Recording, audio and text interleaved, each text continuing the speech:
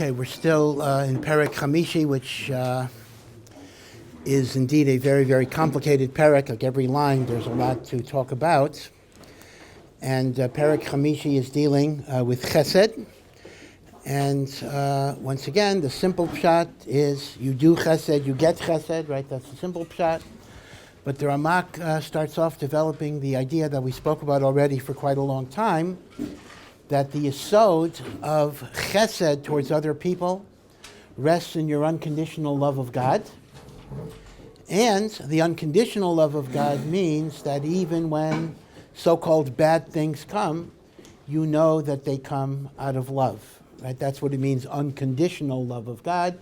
My love of God does not depend on what I get from Hashem, because I understand that whatever I get is latov, and we talked about that last week. He then moves in a slightly different direction, where he doesn't develop the idea, but he just says it, al-pi Kabbalah, that in many, many ways, perceptions become realities. And that is, the more you perceive, the more you believe, and the more you internalize the idea that Hashem's Devorah is a manifestation of Chesed, the more the Devorah will be nimshach, will be pulled in the direction of Chesed. Again, in many, many ways, although this is just a mashal or a metaphor, the Kabbalistic system of spheros resembles a machine in which the divine influences need to be pulled to go down this pipe instead of that pipe. It's as if you're doing various things, so the force will go here rather than there. Kind of very mechanical, at least by analogy. The description is very mechanical thing. And the idea is that Devorah, the powers of judgment, can be pulled to the right in the direction of Chesed, or not pulled to the right, meaning they can be strong Devoros, or they could be weaker Devoros that are intermingled with kindness.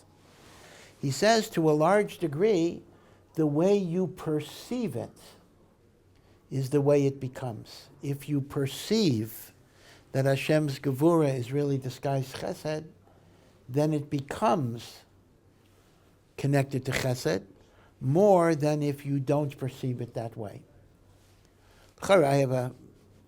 Analytically, I have a little bit of problem with that. So if that's the case, it's not really, it really wouldn't be true. Whatever God does is for the good. It's whatever God does is for the good if you believe that whatever God does is for the good. If you don't believe that whatever God does is for the good, then the Devorah might be connected to Devorah and it won't be connected to Chesed. But it's a very interesting idea that your perceptions affect the reality.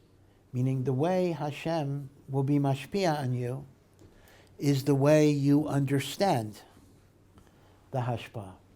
When you understand the hashpah in a positive way, then it turns into a positive hashpah. When you understand it in a negative way, it may be more in the nature of punishments. Right? This is the idea of perception becoming reality. Now, the truth is, I see this in human relationships. The Gemara in Bava Metzia, this is a totally different context, but you see the commonality of perception becoming reality. That at the time of, it was reviewed Hanasi, so it was the time of the Bar Kochba, in the aftermath of Bar Kochba. Remember, the Chorban Bayis Sheni was approximately in the year 70 of the Common Era, approximately.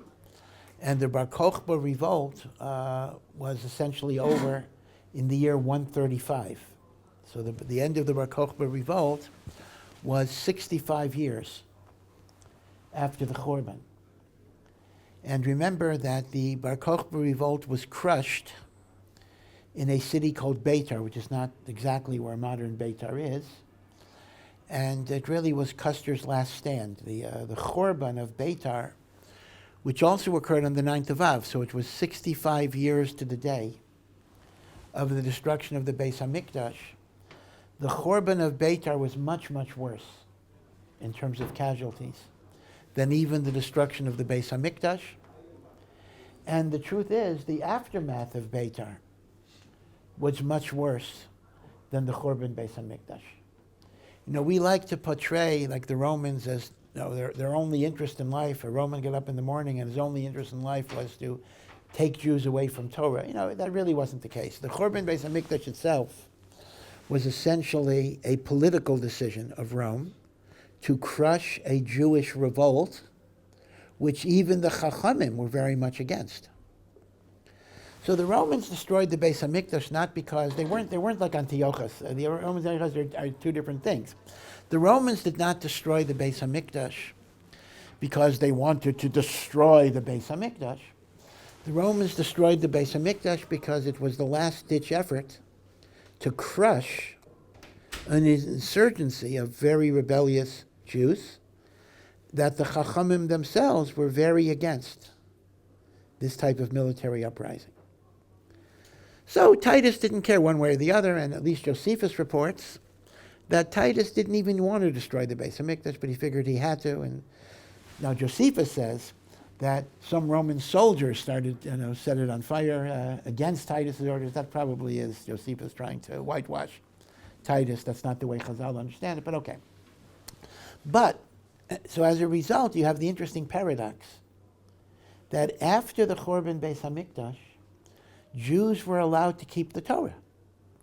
Jews could learn Torah, they could daven, they could wear tefillin, they could keep kosher, they could practice circumcision. The Romans didn't care. They crushed a revolt. Now, in the aftermath of Bar Kokhba, however, Adrianus, took a much tougher ground because this was the second major revolt, within 60 years or whatever it would be. So no more Mr. Nice Guy. So all of the stories in the Gemara of the Chachamim being tortured because they were learning Torah, Rabbi Akiva's death, that because he was teaching Torah, they were flailing his flesh with iron hooks. And Rav Chanina ben Chanina was earlier, but okay. But basically, this was all connected to the Bar Kokhba revolt. So the Bar Kokhba revolt, in many, many ways, was a much more catastrophic event for Klal Yisrael than even the Churban Beis HaMikdash. So be it as it, yeah. My understanding was that wasn't the Bar Kokhba revolt only against the Yidden, like they burnt the storehouses and all that stuff? It was actually against the Romans too? I think I'm missing the part. No. What happened was, this is not the Bar Kokhba, you're actually referring to the Churban of the Beis HaMikdash. No, what happened basically was this. There was a war against Rome, but then there were different factions within the Jewish people. There were factions who supported the war against Rome, and there were factions who were against the war against Rome. Now, the Chachamim didn't want this war to be waged, but the Zealots burnt the storehouses of grain, forcing them to kind of fight. Fight with the Romans, yeah. Fight with the Romans. This was a war against Rome. I mean, why did Rome destroy the Beis HaMikdash? Rome destroyed the Beis HaMikdash because there was a Jewish group that was fighting against Roman rule. There were Mamish Jews fighting the Romans. Oh, absolutely. This was a war that lasted several years. I only heard the second part. Yeah. The burning of the storehouses was to precipitate the armed conflict. Right. Yeah, but it was war against Rome. So, the story I want to tell you is that Rav Yehuda HaNasi, who lived a few years after the Bar Kokhba revolt, was looking around. He had heard that Rav Yossi, the great Rav Yossi, who was actually Rav Yehuda HaNasi's Rebbe, had a son that was kind of lost, and he wanted to locate the son. And it turned out the son was a young kid, we're not really told his age, but he had become a male prostitute. Remember, these were orphans. These were people who lost their parents. They had no way of even surviving. So he was living on the street as a male prostitute. And Rebbe reclaimed him, brought him home, raised him. And he taught him Torah. And every time when the kid said, I want to go back to the street, learning is too hard, I enjoyed my street life, he would say, well, you can't do that, you're a chashuv person. So anyway, the Gemara goes with a story that somehow he made him a Rosh Hashiva. I don't know how old he was. He wasn't 10, he was a teenager, whatever it is. He made him a Rosh Hashiva. And every time he wanted to go back to the street, he said, well, it doesn't look good for a Rosh Yeshiva to be a prostitute. How can you do that? And they say the psychology of that approach was that instead of Rebbe putting him down, Rebbe is building him up. He's saying, you're so great. You're so chashuv. How can you live that life of being a degenerate? And the idea is that if somebody has that confidence in you, if somebody builds you up, their perception becomes the reality. You become great if someone has faith in you, that you are great. And the other way around.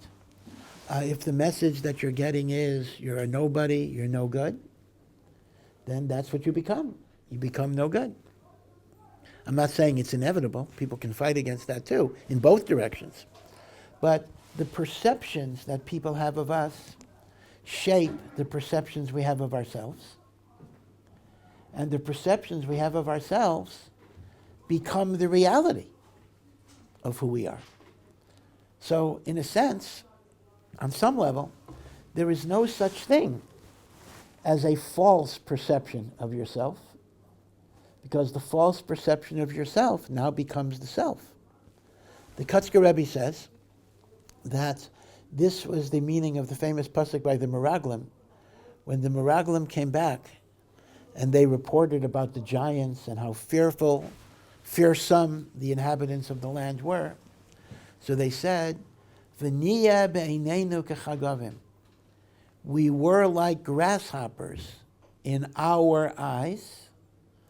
V'chein hayinu b'eineihem, and so we were in their eyes. So says the Kotzker Rebbe, everything starts off with you. If you think you're a grasshopper, we were as grasshoppers in our eyes. If you think you're a grasshopper, then you will be a grasshopper in the eyes of others. Your perception becomes the reality of who you are, or at least how you're perceived. That's why, we always have this conflict in Judaism. It goes both ways. We talked about this many, many times, different contexts. On one hand, we have to be humble, modest, unassuming, non-arrogant. We had many times in the Talmud Devorah how hateful, repulsive Gaiva is to Hashem, and how one should even welcome being humiliated. At the same time, one has to recognize their greatness, their power, the uniqueness of their neshama. Because if you truly think you're nothing at all, then why should you learn? Why should you daven? Why would God care about anything I do?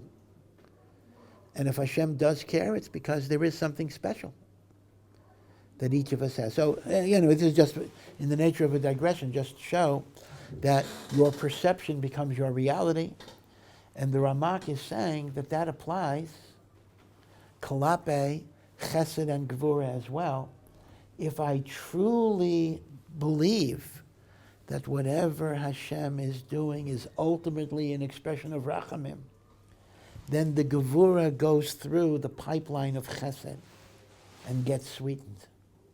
When I don't have that belief, then Chas v'Shalom, the Devorah might be not modified by the Chasadim, and then, at least in its external manifestation. Now again, ultimately, internally, it'll still be Chesed, but its external manifestation might be harsher. So it doesn't change Kol Ma Diavad Rachmana L'Tav, but it changes how you're going to be able to perceive it, meaning, will you get it through strong Gevurah, or will you get it through sweetened Gevurah? That depends on you. Kol Ma Diavad Rachmana L'Tav of it. Okay, so that's yet another interesting and maybe a bit of a surprising point. Okay. Then he goes on and makes another point, which is really the basis of the rest of the parak, most of which we did cover in terms of listing. Remember, he listed 8 activities of Chesed, and when we went through it the first time, we just talked about the activities of Chesed. But now he's going to give you the Kabbalistic framework for those activities, which is quite tricky and intricate and difficult. And that is, he brings a statement from the Tikkunei Zohar, just a little bit of a word. What is Tikkunei Zohar? So the Zohar itself, putting aside authorship questions, our Masorah it's from Rabbi Shimon Bar Yochai. Others point it to much, much later. Rav Moshe de Leon from the 1200s, because the Zohar was not really quoted earlier than that. Okay, I'm not going to get into all of those issues. But the one thing that's indisputable is that the Zohar is not a single book. The Zohar is made up of many, many, many different books, regardless of authorship. And one of the books of the Zohar is called Tikkunei Zohar, which has many, many mystical doctrines. In fact, the doctrine of the Spheros, which is such a cornerstone of Zohar, is much more developed in Tikkunei Zohar than in the main body of the Zohar itself. Now, the main body of the Zohar alludes to ideas that are developed at much greater length in the Tikkunei Zohar. So, for example, if you look at Nefesh HaChaim, if you look at the Vilna Gaon's writings, you will see that the Tikkunim are quoted more often than the Zohar itself there. Tikkunim are an enormous source for the development of the Spheros. So the Tikkunim says the following. Ezeyu Chesed. What is the definition of a Chesed? And it answers, Hamischased im kono. A person who does chesed with his creator. So first of all, you see from the context here that the word chesed is connected to chesed, meaning we're not talking about who is pious, who is righteous. In other words, that's not the meaning of the word chesed in this sentence. This sentence means who is a man of kindness. So it's actually maybe a little different than it means elsewhere. Who is a man of kindness? A man who does kindness to God. You are a man of chesed when you do chesed to your Creator. So obviously the question becomes, what does it mean to do chesed to Hashem? Chesed is what I do to other people. Now granted, we already said before that the motivation of your chesed to others is your love of God. Yeah, that's true. And that we already said. But that's not the same as saying I'm doing chesed to God. Okay, this is different. This is not saying I do chesed to you out of my love of God. This is saying I do chesed to God. How is it shaykh to do chesed to God? That would imply that God has a lack, that God has a deficiency, that God is missing something, and you are supplying a lack to HaKadosh Baruch Hu. Right? What does it mean? Mischased im kono. So really, the rest of this chapter is an attempt to mystically develop the idea of chesed with Hashem. And the chesed is essentially, and again, I know how superficial this sounds. We have to look at a machine. We look at the Spheros as the pipeline system to which God's divine influences are brought into the world, the Chesed and Devorah, and they're mixed into Tiferes and the like. And the machine has to be in good working order, otherwise the different pipes are blocked and they're not able to express themselves. And you might get too much Gevurah or you might too much Chesed. Right? So the Chesed you do with Hashem is to keep the Spheros in proper alignment, right? It's like being a mechanic, so that the divine influences come out in the proper balance and harmony. And why is that called a chesed to Hashem? Because again, it is God's greatest desire to give and bestow His goodness and His kindness. But if the Svira system, if the pipeline systems are blocked, then Kaviyachol, that causes God pain. Because God cannot express his hatava, his kindness, in the most powerful, optimal way. So when you do chesed, and ways we'll explain in a moment, that puts the Sviros in proper alignment, you're enabling Hashem to be a giver. That's giving chesed to Hashem. Now I understand philosophically, this does raise problems. I mean, the truth is, the famous statement of the Ramchal, which is from the Ari, and obviously the Ramak, who is even before the Ari, is going with the same mahalach, that God created the world because God wanted to give. And therefore there needed to be a world so that God could, or universe, so that God could give. And that's a beautiful thought. And that's why we have to have mitzvahs, otherwise it would be the bread of embarrassment, the bread of shame. So giving requires that we earn it so we're not ashamed. Right? Everyone knows that. But the philosophical problem, which I'm not going to address, I'll just allude to, you can think about it or ask Rabbi Gottlieb, is that the notion that God created a world because he needed to give, right? Whenever you use the verb need in connection with the Almighty, you're going to run into a real philosophical problem. Because need connotes a deficiency. Need connotes something lacking. Meaning, if you're telling me God is a giver, then before there was someone to give, God was not able to exercise the function of his essence. I appreciate the philosophical difficulties. I don't know if it's that important for us to resolve them, and in either case I can't resolve them. But the standard vocabulary of Kabbalah is that God needs to give. Now, the short answer is that any need that God has, I mean, this is just moving you from one mystery to another, is a self-imposed need. It's not a need born out of weakness or deficiency. But God decided he needs this. Well, okay, God made a decision. God decided he needs this. That's not a weakness. That's not a chisaron. This is God's autonomous decision. Then, of course, you'll ask me, well, why did he decide that he needed it if he didn't really need it? Right? You get into problems, and I don't like necessarily to go down roads for which there's no way out. But okay. But be aware of this. So you understand now what the Tikkunei Zohar is saying.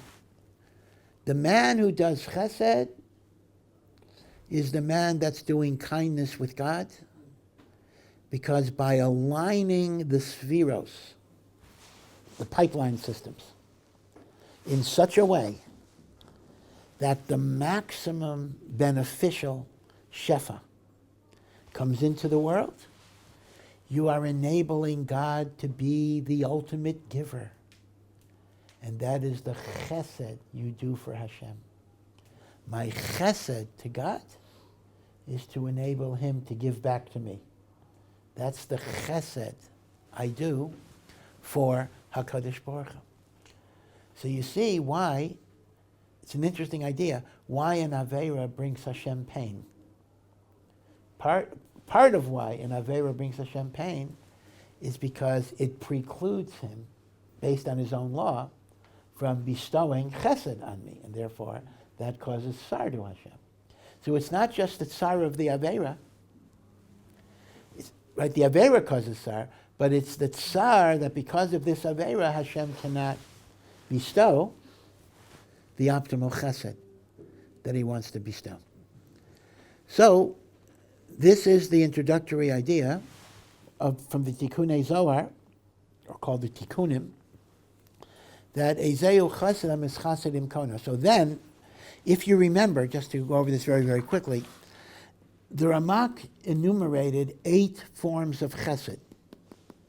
And we went over the 8 forms of chesed, starting from the birth of a baby. But what he's now going to do, this is the part we didn't go over before, is he's going to show that as you perform each particular aspect of chesed, you should have kavana that you're fixing a certain alignment of the spheros, right? So this act of chesed fixes this pipeline, and this act of chesed fixes this pipeline.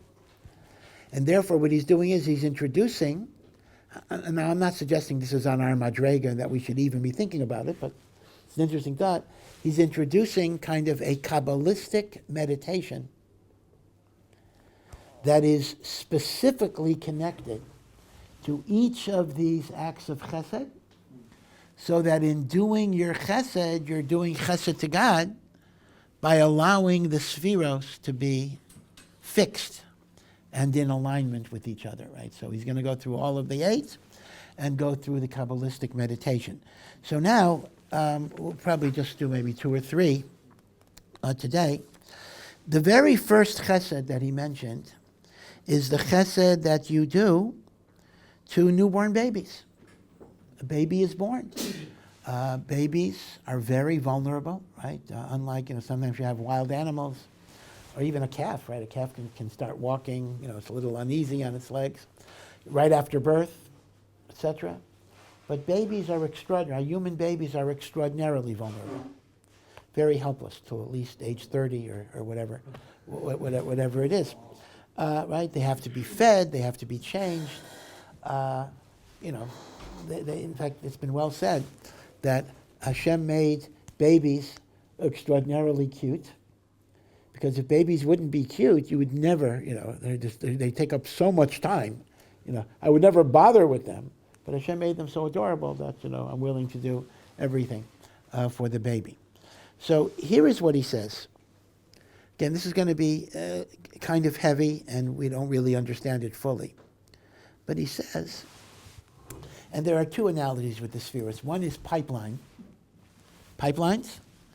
The other is sexual union and coupling. Again, these are very strange metaphors because obviously God is one.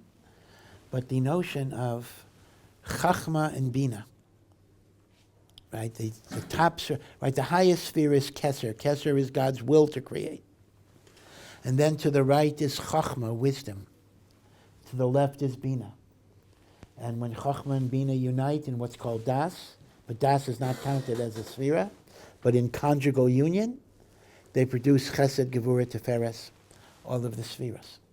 Right? So Chachma is like the sperm, the initial flash of creative energy. Bina is what develops that energy, just as the mother develops and structures and boundaries the fetus, right? You understand the measure? So in Kabbalistic imagery, it is the sexual union of Chachma and Bina that creates the Das, which gives rise to the spheres. Again, Das is not counted as a sphera based on this, the Ramak's lexicon. And these spheros are like the children of Chachma and Bina. Chachma is the male, Bina is the female, and they produce the little children known as the energy centers of the spheros. So in that way, Tiferes, which is the combination, the synthesis of Chesed and Gevurah, is said to be born from Bina. Now, even though it's Chachma, Bina, then you have Chesed, Gevurah, Tiferes, but we look at Tiferes as the child of Bina, because Chesed and Gevurah are the components of which Tiferes is made up. So Tiferes is born from Bina. But Tiferes can either be Nimshach to the left, which is the side of Gevurah, Bina, in fact it comes from Bina, or it could be Nimshach to the right. In other words, Tiferes is the integration, is the synthesis of Chesed and Gevurah. But if it's pulled to the right, it's more Chesed and less Gevurah.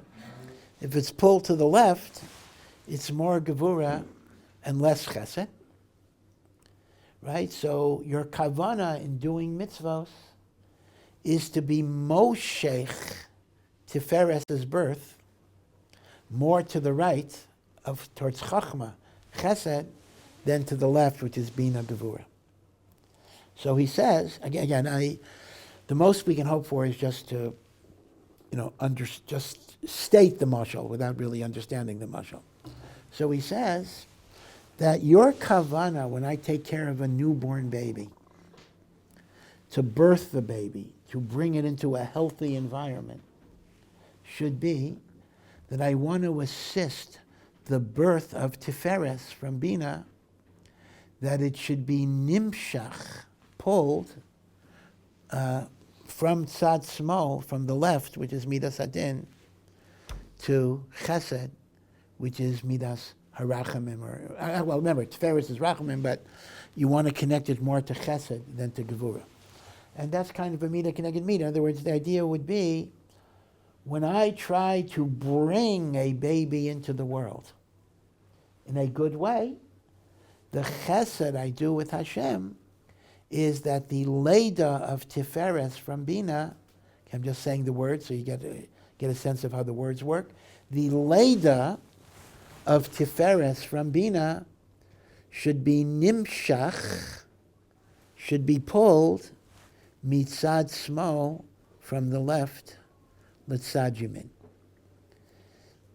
Now, once again, I want to point out, and I made this point a lot of times, that when you start just trying to simplify this, this seems to be a real complicated way of describing a simple idea. The simple idea, when you strip away the Kabbalistic analogies, is, oh, you show kindness to the baby, God will be kind to you. Okay.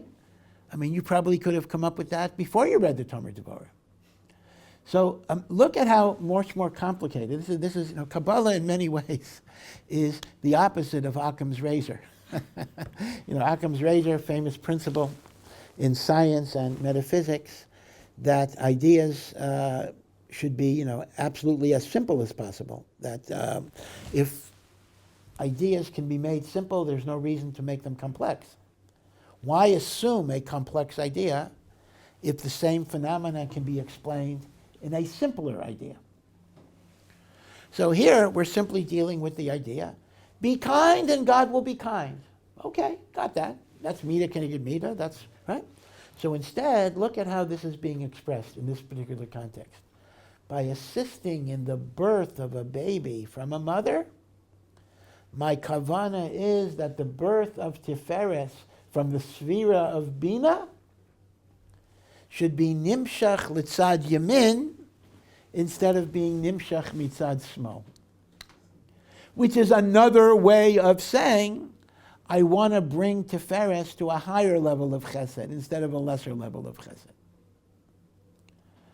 So this is Occam's razor in reverse. This is taking a simpler idea and a true idea and really encrusting it with a great deal of complexity.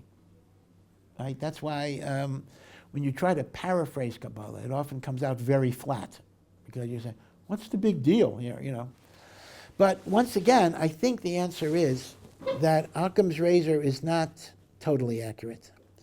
That indeed there are many phenomena that are much more complicated than a simple description. I think walking was an example I gave, right? We can describe walking in a very simple way, but when you really get down to the muscles and the tendons and the ligaments and the bone, there could be 200 steps in walking, 200 different parts of walking that one would not appreciate unless one studied anatomy and physiology. Kabbalah is essentially the anatomy and physiology of the spiritual world. So the bottom line is relatively simple. The bottom line is, you act kind, you'll get kind. Okay, Beseder. But Kabbalah is trying to explain exactly the processes by which that occurs, and those processes can be very, very complex. In fact, just to repeat a point, this is why people ask the question, okay, the Ramak, the Ari, and of course there were centuries of Kabbalah before that, but No. Did Moshe Rabbeinu know Kabbalah? Did Avram Yitzchak Yaakov know Kabbalah? So the standard answer is they did, right? That's the standard answer. But I would suggest, I hope this is not kafir, I don't believe it is, that maybe they didn't. But they didn't need it, meaning to say, if you have this unconditional emunah in HaKadosh Baruch Hu, that HaKadosh Baruch Hu does good, and there's a midah keneged midah in the world, it's not that essential that you know the particular mechanics. Like walking, right? You can walk perfectly well your entire life without ever exactly understanding how you're walking, because, l'may nafka mina. What's the difference? Right? You can drive a car without knowing exactly how internal combustion engines work. Right? So in many, many ways, the revelation of the detail precisely became necessary because there's an iskatnu hadoros. As the generations get weaker and weaker and weaker, they need more detail. They need more specificity. They need more understanding of the details of a process that may have been less important at an earlier time. You see? So it's not necessarily the case. So therefore, Rav Chaim Volozhiner writes, and many people question this statement. No, I'm sorry, it's not Rav Chaim Volozhiner. I'm sorry. He Badafka said not the way, but there were Hasidim that wrote that the Arizal had Giluyim that even Moshe Rabbeinu didn't have. So some people say that's absolutely impossible. Absolutely not possible. I don't know. I actually think it is in the realm of possibility because a particular gili was not necessary for someone on a certain madrega. Paradoxically, you can be on such a high madrega that you don't need Kabbalah. You can kind of skip it. You skip it and you go directly to the source. When you're not connected directly to the source, you need to reconstruct ladders to the source. But a Navi, for example, a Navi may not have had Kabbalistic structures either, because there was a direct revelation of godliness. Okay? So this is the first point. So again, the first point of how he's linked. So you see what he's doing now? In other words, we had already gone through these 8 levels of chesed, but he's trying to say how each level of chesed, you are mechavein to repair and align a dislocation within the spheros, thereby enabling God to give, and that's a zeyu chesed, hamischased im kainai. So that covered the birthing of a baby, taking care of a baby after birth. Now, the next one, which is pretty soon after birth, is to be osek in bris milah, and to be machnis a baby to the bris of Avraham Avinu. So if the parents couldn't afford it, or the baby is an orphan, you are mishtadel to give the baby a bris, and also to give the sudas mitzvah of the bris. So here, what is the kavana that you have in terms of sfiras? So this comes to the sfira of Yesod, because there are really 2 sexual unions that take place, metaphorically, in the world of the spheros. The first is the coupling of Chachma and Bina that gives rise to the spheros. Chesed, Gevurah, Tiferes, Netzach, Hod, Yesod. Now,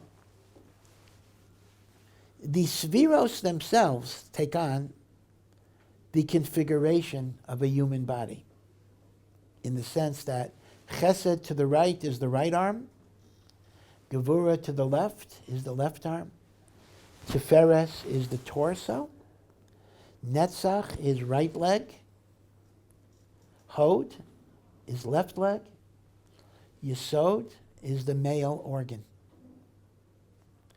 So there's a second sexual coupling, and that is the unification of Yesod with the 7th sphera, which is Malchus, the 10th, which is the 7th of the lower spheras, which is Yesod and Malchus.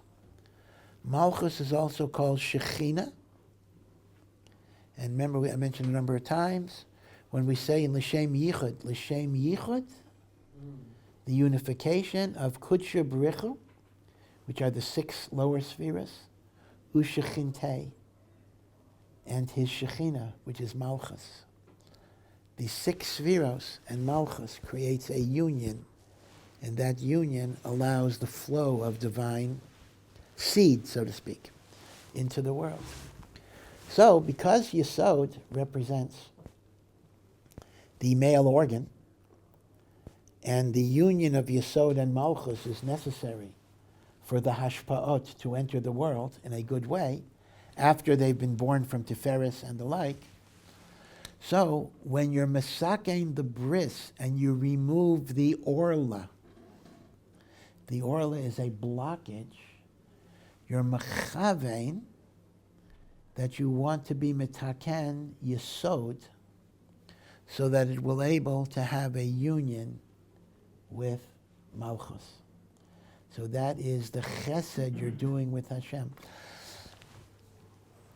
Again, I apologize. I don't even know if my talking about this is bechlal appropriate, and I don't know if I'll get in trouble or whatever it is.